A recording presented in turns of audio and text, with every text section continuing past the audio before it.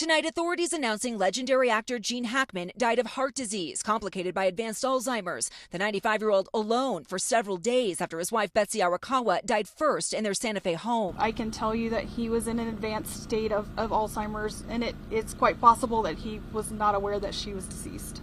The medical investigator saying an autopsy shows 65-year-old Arakawa died of Hontavirus, an infection spread by contact with rodent droppings that can be deadly in roughly 40% of cases as fluid builds up in the lungs. A person can die very quickly without medical treatment.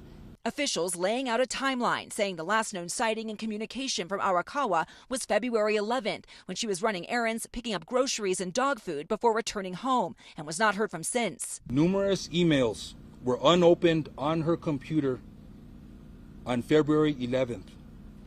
There was no additional outgoing communication from her or known activity after February 11th.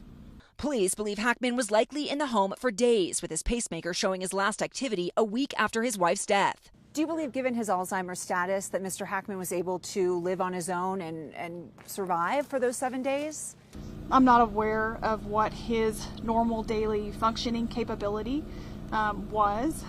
He was in a very poor state of health. He had significant heart disease, and I think ultimately that is what resulted in his death. What about starvation?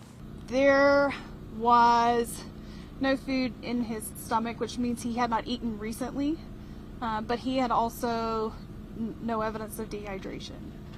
The couple's dog Xena that died in her crate is undergoing a necropsy, but officials say it's possible she did starve. Tonight, after their deaths sparked nationwide intrigue, answers to a tragic ending for the Hollywood icon and his wife of more than 3 decades.